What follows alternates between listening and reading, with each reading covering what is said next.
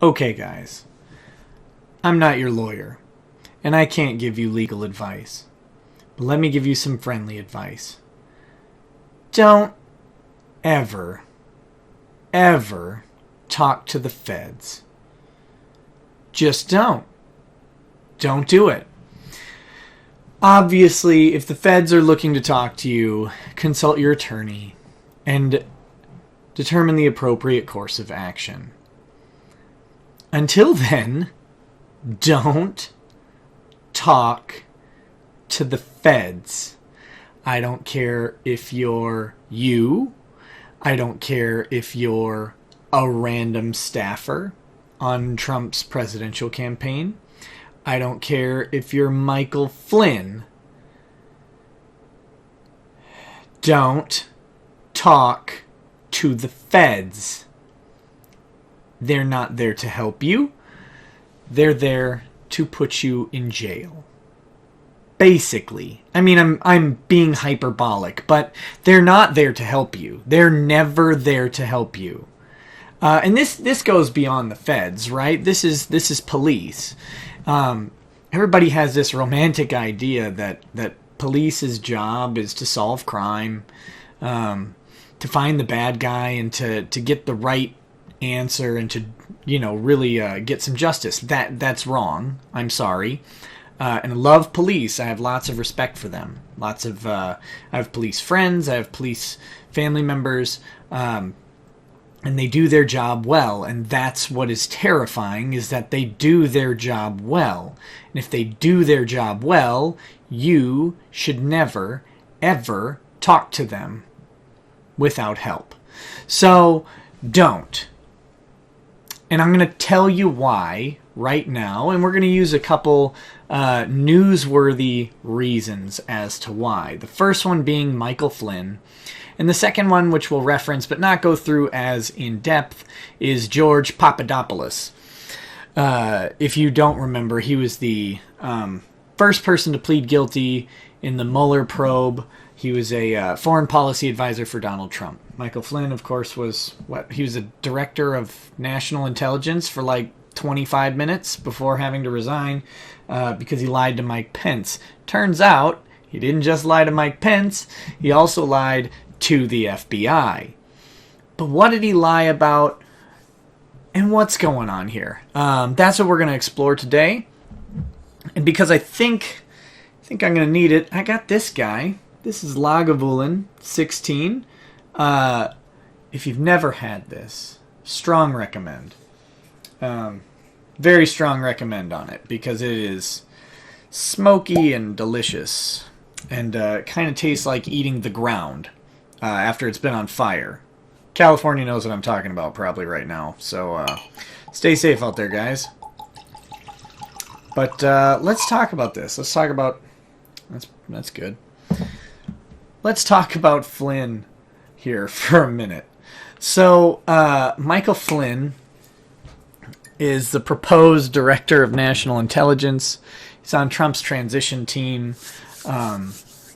Trump is inaugurated, and there's some news stories coming out about that, and they're very funny too, mainly just because of who they're coming from, basically accusing Flynn of using insider knowledge to enrich himself or friends. And that's not a fair thing, right? But the accusation is ironically coming from a congressman, and congressmen have just excluded themselves from the rules that prevent them from using their insider knowledge to enrich themselves. They do this all the time, and they do it legally, so that's nice. But, Flynn is not a congressman, and there's some questions about what that will mean. But, as that develops, if you don't know, that's a story that came out today, yesterday, I guess. That was the 6th of December, and it was from Elijah Cummings. He wrote a very serious letter to Trey Gowdy imploring him to subpoena some documents about Flynn because of a whistleblower that's come forward and talked about the awful thing that Flynn did, which we may have to cover that, but questionably illegal questionably. And I would tread a very fine line on how questionable it is. But that's neither here nor there. We'll see how that develops as they either get or don't get documents from the White House about Flynn.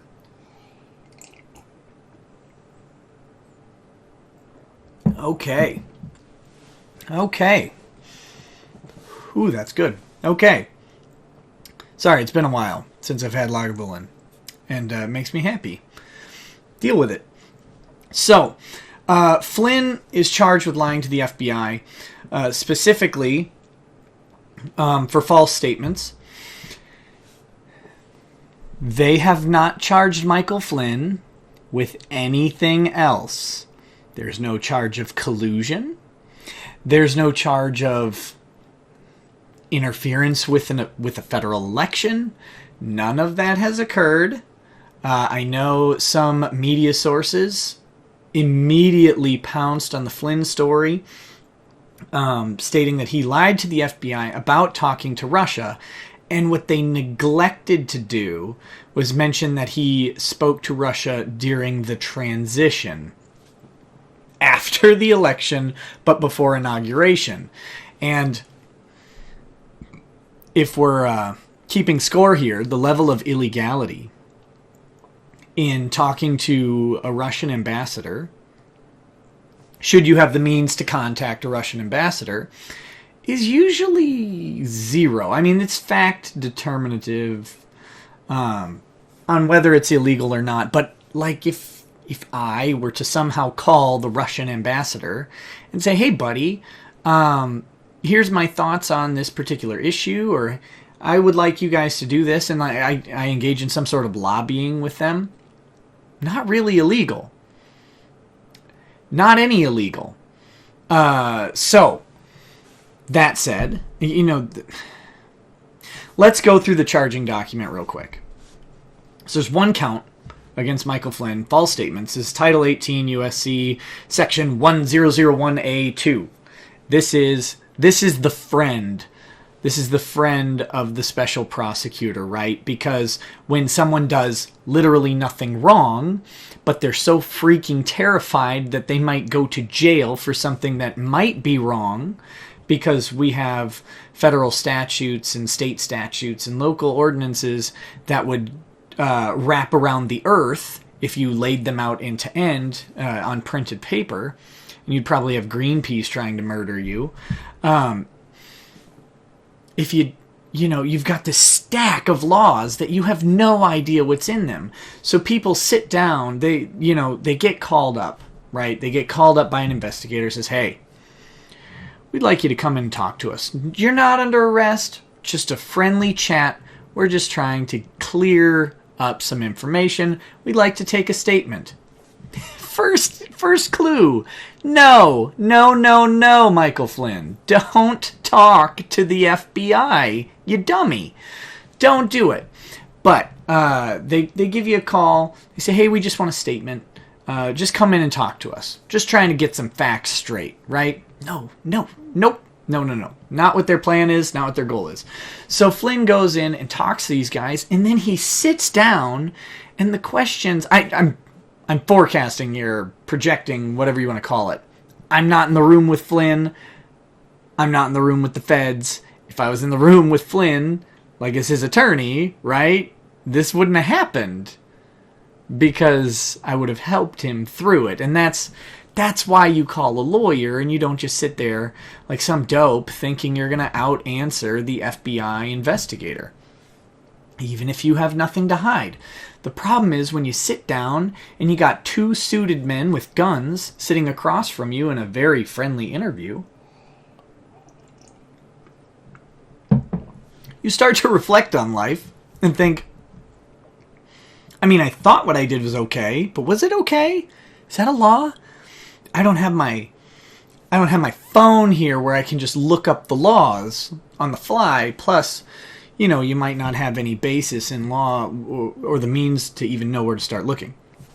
Anyway, so count 1, false statements. On or about January 24th, 2017, defendant Michael T. Flynn did willfully and knowingly make materially false, fictitious, and fraudulent statements and representations in a matter within the jurisdiction of the executive branch of the government of the United States. To wit, the defendant falsely stated and represented to agents of the Federal Bureau of Investigation in Washington, D.C. that 1. On or about December 29th, 2016, mind you, after the election, Flynn did not ask the governor of Russia's ambassador to the United States to refrain from escalating the situation in response to sanctions that the U.S. had imposed against Russia that same day. And Flynn did not recall the Russian ambassador subsequently telling him that Russia had chosen to moderate its response to those sanctions as a result of his request. Okay, so here's what actually happened. So Obama, on or about December 29th, imposes sanctions on Russia for whatever. Flynn, ring, dials his buddy, the Russian ambassador. I don't know if they're buddies, but I think they have some sort of working relationship. It doesn't matter, right? Flynn calls the Russian ambassador. Flynn is, coming into Trump's cabinet in an advisory position, an administrative role, and he calls up the ambassador and he says, hey, I know that this guy is putting sanctions on Russia. Please don't take them the wrong way and don't escalate the situation, right? We don't want you guys unreasonably mad about this because new regime's coming in. We're going to make some changes and we'll be able to revisit this. So just calm down. He's on his way out. He barely can find the White House. Just let it go. And the Russian ambassador says, you know what? We were going to respond more harshly, but thanks for the call and your assurances that we'll be able to look at this in the future. And we're not gonna respond as harshly. We're gonna moderate our response, right? That's what happened. Flynn lied about it. Okay. Part 2. On or about December 22nd, 2016. Again, still after the election, prior to inauguration. Oddly in the opposite chronological order for some reason. Who knows? Flynn did not ask the Russian ambassador to delay the vote on or defeat a pending United Nations Security Council resolution, and that the Russian ambassador subsequently never described to Flynn Russia's response to his request. Here's what happened. There was a pending motion going before the United Nations Security Council, of which Russia has veto power, just like the United States and a couple other nations. I think England. Who knows? There's like 5. Who cares? Doesn't matter. Anyway, so Flynn calls up the Russian ambassador and says, hey, will you guys vote against this resolution, please? We think it would be in everybody's best interest if you go ahead and vote against this, because the resolution's not good. I think it's something to do with Israel, and we'll get to it in the statement of the offense in just a little bit. The Russian ambassador says, no, we're not going to listen to you, but thanks for calling, right? That's what happened. Now, of those 2 instances, what is illegal? Nothing. Not a thing. Not illegal, not illegal, not illegal at all. What is illegal is lying to the FBI about these things. So let's move into the charging document. Or no, sorry, the statement of the offense. That was the charging document. But this has a little bit of factual backgrounds that will help us out. So pursuant to Federal Rule of Criminal Procedure 11, the United States of America and the defendant Michael Flynn stipulate and agree that the following facts are true and accurate. These facts do not constitute all of the facts known to the parties concerning the charged offense. They are being submitted to demonstrate that sufficient facts exist that the defendant committed the offense to which he is pleading guilty. So these are the facts necessary to establish that a crime has occurred. The crime of lying to the FBI. The defendant, Michael Flynn, who served as surrogate and national security advisor for the presidential campaign of Donald J. Trump, as a senior member of President-elect Trump's transition team, and as a national security advisor to President Trump, made materially false statements and omissions during an interview with the Federal Bureau of Investigation on January 24, 2017. At the time of the interview, the FBI had an open investigation of the government of Russia's efforts to interfere with the 2016 presidential election, including the nature of any links between individuals associated with the campaign and Russia, and whether there was any coordination between the campaign and Russia's efforts. Number 2. Flynn's false statements and omissions impeded and otherwise had a material impact on the FBI's ongoing investigation into the existence of any links or coordination between individuals associated with the campaign and Russia's efforts to interfere with the 2016 presidential election. Did they? This happened after the election. So how could these false statements and omissions about things that occurred after the election have any impact on the FBI's investigation, their ongoing investigation? But this is what happens when you have a plea agreement, right? This is written by Mueller's team. This is not written by Michael Flynn. And Flynn signs it at the end, probably grudgingly. But it's a stretch to say, in my opinion, in my humble opinion, it is a stretch to say that a discussion that occurred on December 22nd and December 29th had any material impact on the FBI's ongoing investigation about events that must have necessarily happened prior to November 7th.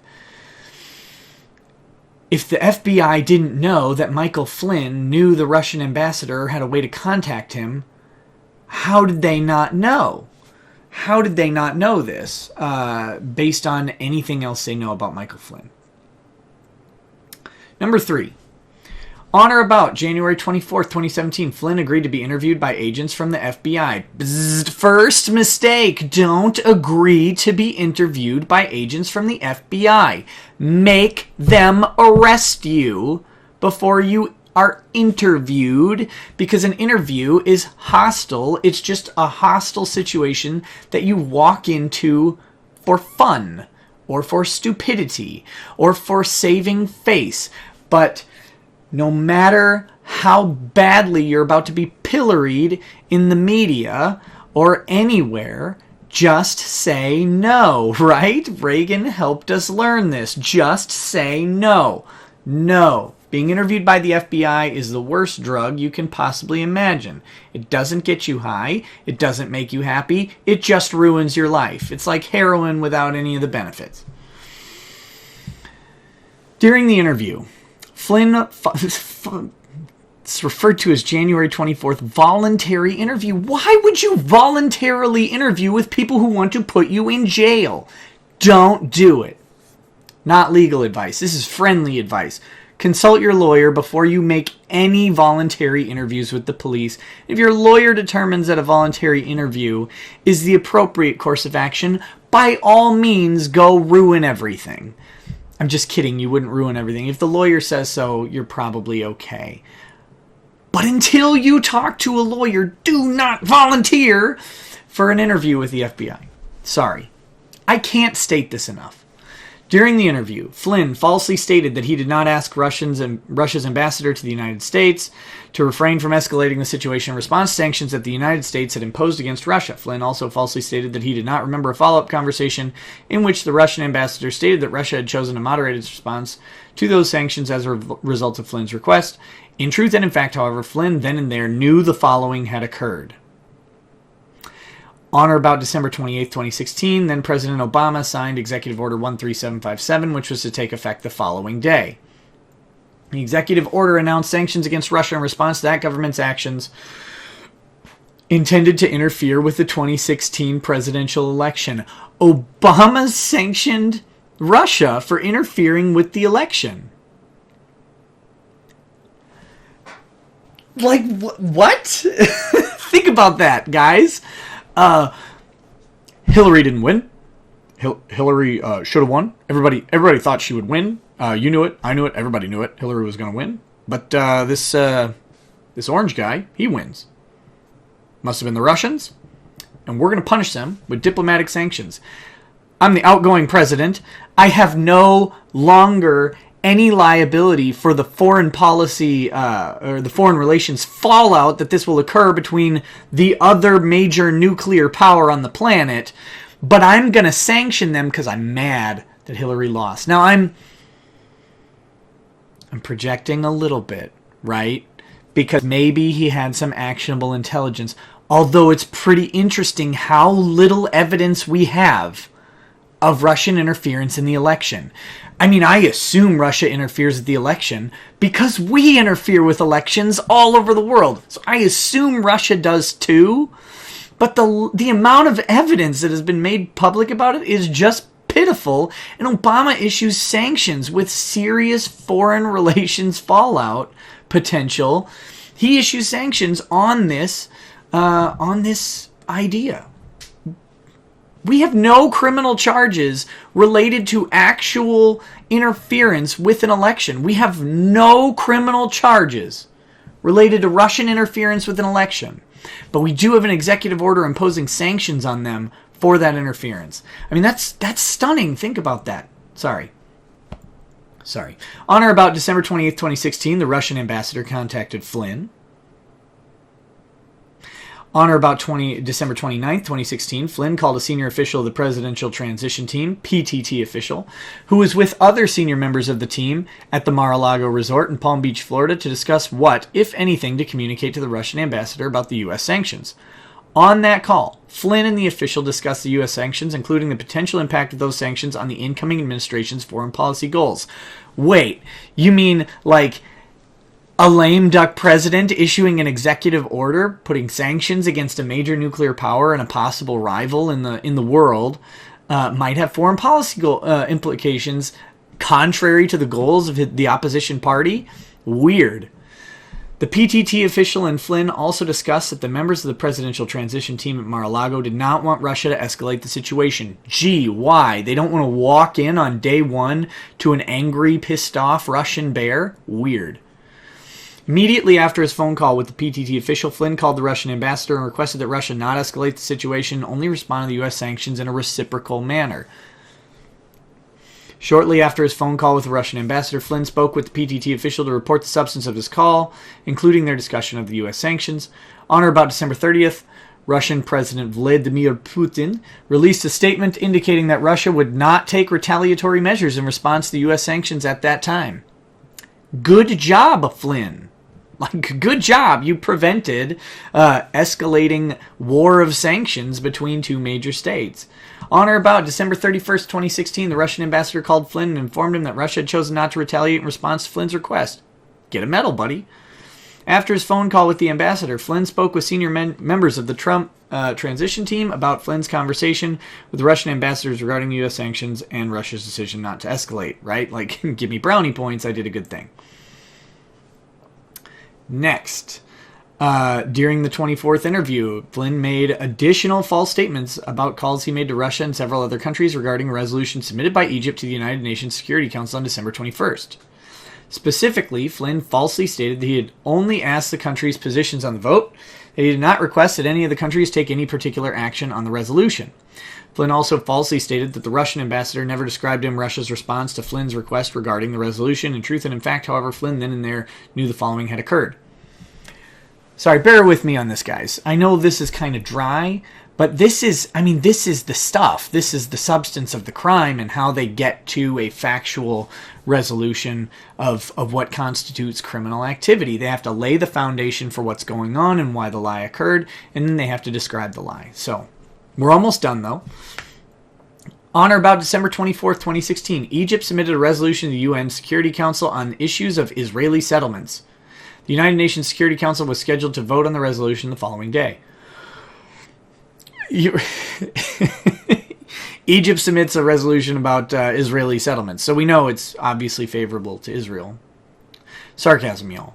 On or about December 22nd, 2016, a very senior member of the presidential transition team directed Flynn to contact officials from foreign governments. Ooh, this is meaty, right? Because this is a senior official, a very senior official from the transition team is directing Flynn to do something. What is it? Contact officials from foreign governments, including Russia, to learn where each government stood on the resolution and to influence those governments to delay the vote or defeat the resolution. So, On or about December 22nd, Flynn contacted the Russian ambassador about the pending vote. Flynn informed the ambassador about the incoming administration's opposition to the resolution and requested that Russia vote against or delay the resolution. On or about December 23rd, Flynn again spoke with the Russian ambassador who informed Flynn that if it came to a vote, Russia would not vote against the resolution. So, Flynn's influence with the Russian ambassador only goes so far, right? And finally, on March 7th, 2017, Flynn filed multiple documents with the Department of Justice pursuant to the Foreign Agents Registration Act pertaining to a project performed by him and his company, the Flynn Intel Group, FIG, for the principal benefit of the Republic of Turkey, the Turkey Project. My Turkey projects involve eating. In the FARA filings,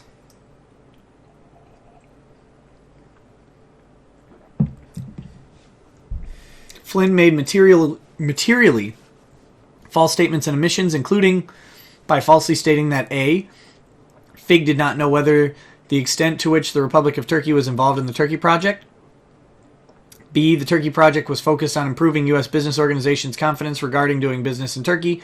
And C, an op-ed by Flynn published in The Hill on November 8, 2016 was written at his own initiative and by omitting that officials from the Republic of Turkey provided supervision and direction over the Turkey Project. Okay. Got it. Again, this is kind of a making false statements on right, Foreign Agents Registration Act filings is a bad thing. Don't do it.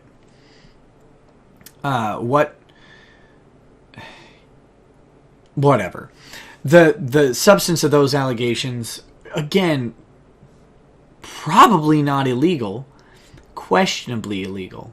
Questionably. Probably not. Questionably. But the main meat we're getting at here is talking to the feds, talking to the FBI.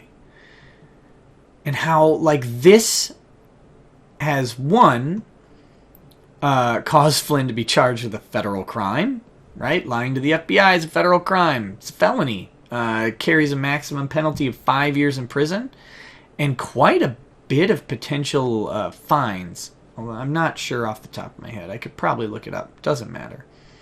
According to Flynn's plea deal, the fine range will be between $500 and $9,500. Assume a low number. And the potential for 0 to 6 months in prison. I would suspect he will see no prison time due to his wonderful cooperation with the FBI. One more thing, there's a statement by Michael Flynn. After over 33 years of military service to our country, including nearly 5 years in combat away from my family, and then my decision to continue to serve the United States, it has been extraordinarily painful to endure these many months of false accusations of treason and other outrageous acts. Such false accusations are contrary to everything I've ever done and stood for.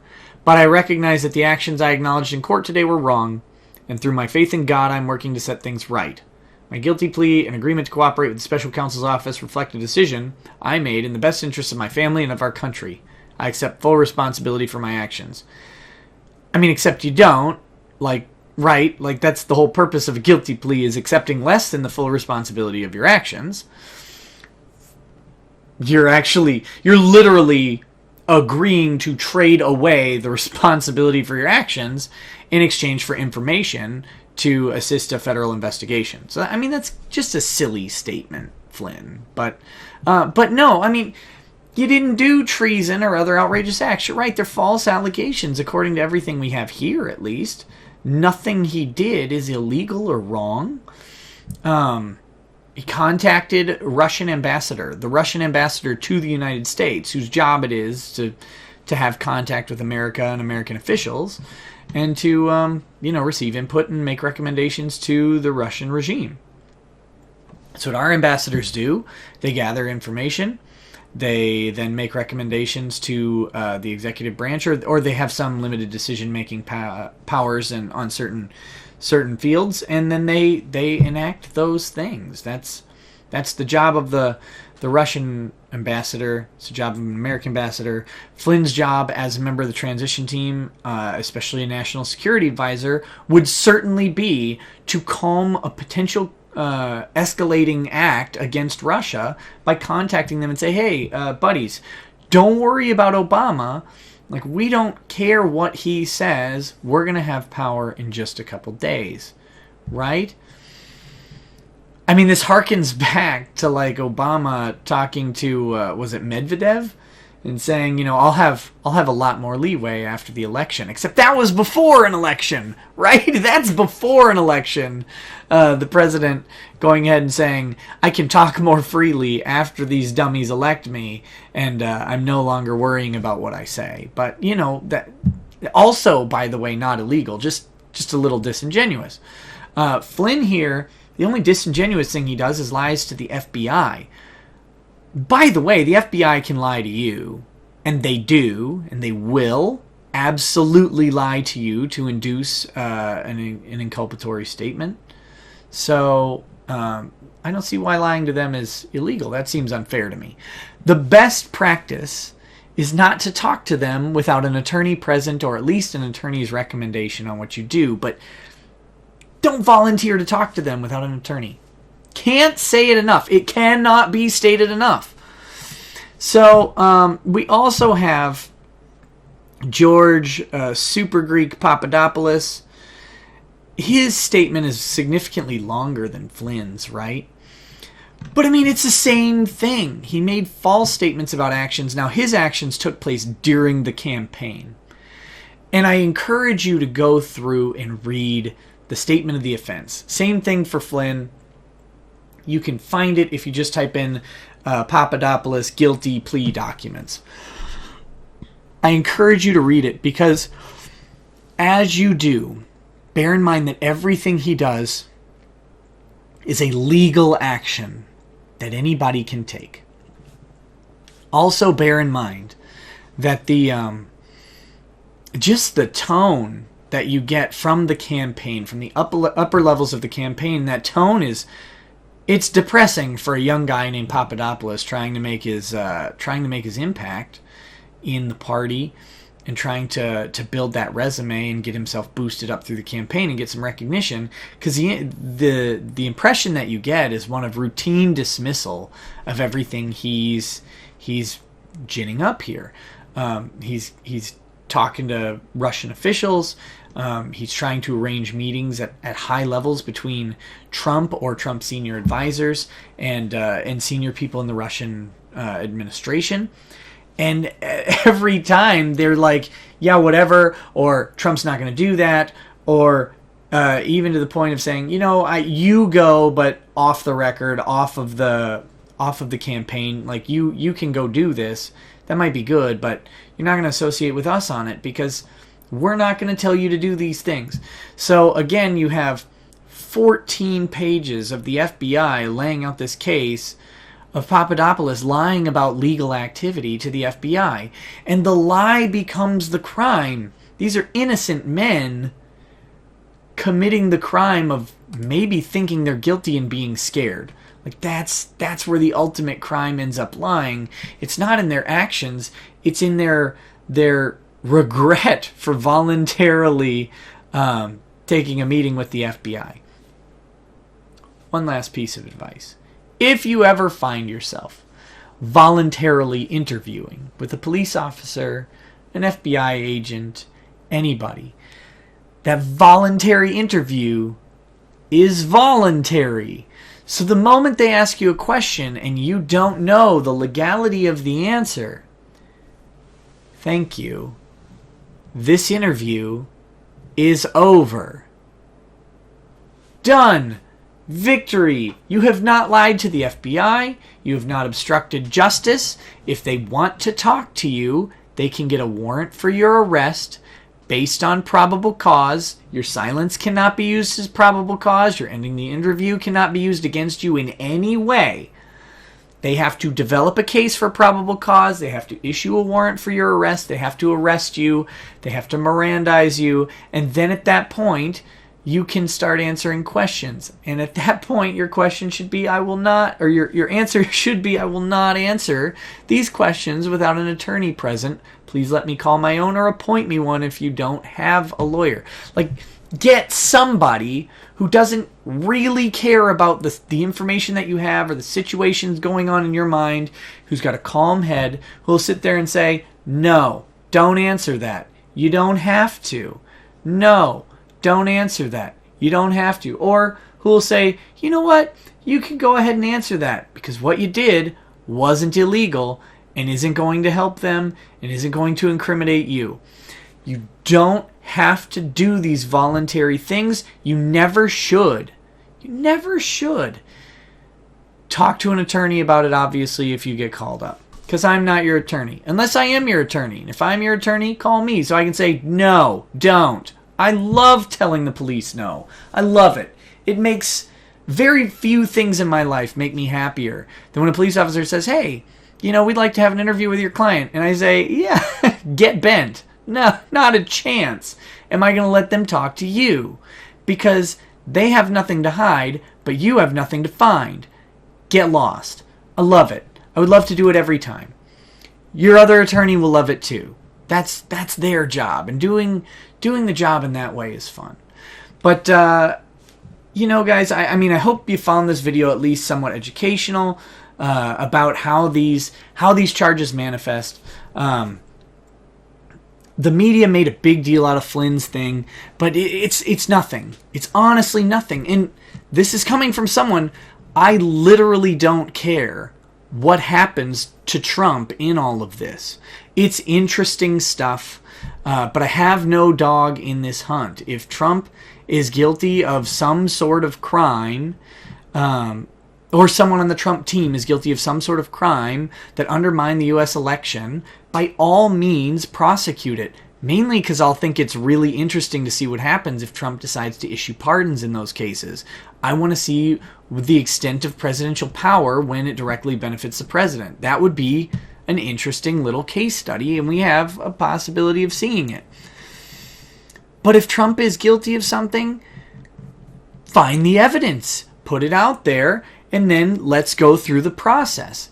At this point, we have literally no evidence of collusion at this point, whatever collusion means, because it's not really a thing in election law, and you can find, like, this is not just my opinion. You can listen to other people when the words collusion come up in regards to election law, they kind of dance around it. It's a common use phrase to mean, you know, some sort of conspiracy or agreement to act inappropriately. That's what they're going to, but it's not like a specific crime in that way. And you know, there's these ideas that if the campaign were to pursue some sort of information or dirt on Hillary Clinton from a foreign source, that somehow that's undermining the U.S. election.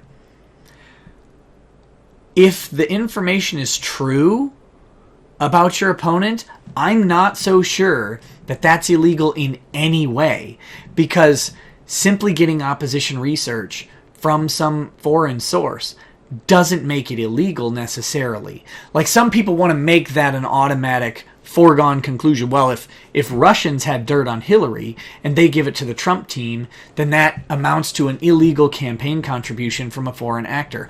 I don't think that that's as foregone as people want to make it out to be. Doesn't really matter. We don't have evidence that that even happened. We have some evidence that some people may have pursued some sort of dirt. We don't have any evidence that they got any. We have no evidence that they encouraged Russia or asked Russia to hack the DNC or the Hillary Clinton's private email servers. We have no evidence of this. We have some accusations of this. And that, you know, encouraging or requesting or soliciting someone to commit an illegal act, that is illegal, right? Like, that is, solicitation is a crime. Criminal solicitation is a crime. There's not any real way around that. So if that happened, by all means, let's gather the evidence and let's go through it. You had a little trouble producing the evidence so far, and I know Mueller's investigation is just underway. And I'm sure plenty of people who watch this, if they happen to be anti-Trump to a greater extent than I am anyway, in my anti-Trumpness is ambivalence towards Trump. I'm not for him. I'm not against him. I don't really care. I'm curious to see how this turns out. But if there are people who are actually anti-Trump out there and believe that he's guilty of something, I'm sure they're going to go ahead and say all of the horrible things that he definitely did to get elected. Produce the evidence. So far, we've got basically zero. Oh, and I know they're going to say that Mueller's investigation is still going and there's all sorts of stuff. Mueller's been investigating this a long time, and he's having a lot of trouble finding much of anything to charge anyone with. Manafort's stuff was supposed to be the slam dunk, and Manafort's charges all relate to activity long before his short stint on the campaign, and it's unrelated to the presidential election in any way. So Papadopoulos, like, his statements don't have strong evidence of collusion, whatever that means. Excuse me. Because, as far as we can tell, everything Papadopoulos did was legal and further pretty dismissed by the campaign higher-ups. They don't seem to care. They don't seem to care about his activity in any way. So, anyway, closing thoughts. I hope you enjoy this video. I hope this hammers home an idea. Like, this is such a big... these are big figures, right? Michael Flynn is a major member of the Trump National Security Team. I believe he was Director of National Intelligence briefly before resigning.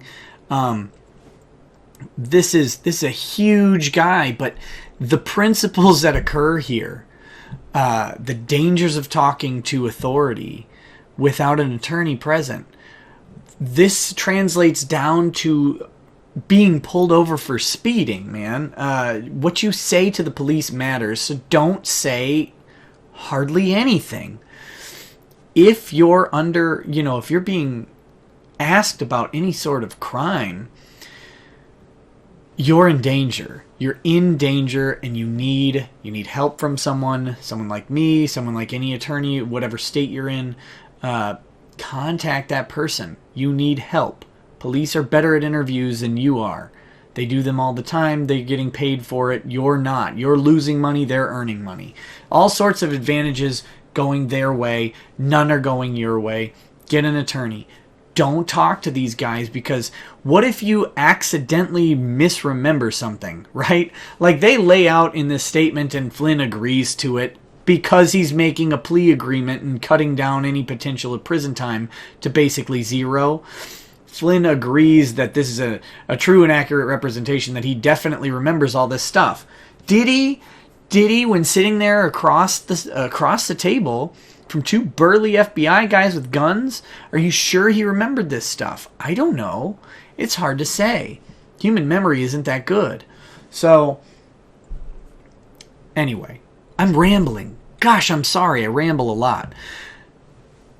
Be very cautious in any interactions with the police. Have a healthy respect for their ability to do their job. Don't forget, their job is not to find bad guys and to institute justice. Their job is to find someone criminally liable for something. As long as you remember that that is their job and that they're good at it, that should give you a healthy level of respect to say, you know what, officer? No, thank you. I don't need to talk to you. And by the way, if they then force you to stay, you're under arrest and you have all sorts of rights, and that's a good thing to know. It's a good thing to know at that point. If they're asking you for a voluntary interview, respectfully, no. Please talk to my attorney. Who's your attorney? I don't know. Let me find one. Doesn't matter right now because this is voluntary and I'm not going to stay here. I'm not going to talk to you on the phone anymore. Whatever it may be. But when you sit down with these guys, their job is to get a statement out of you that imposes guilt upon you.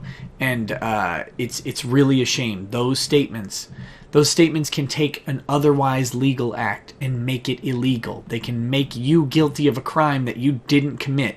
If you are innocent, you have much more to fear from the police than someone who's guilty, because guilty people are probably protecting themselves a little bit better than innocent people.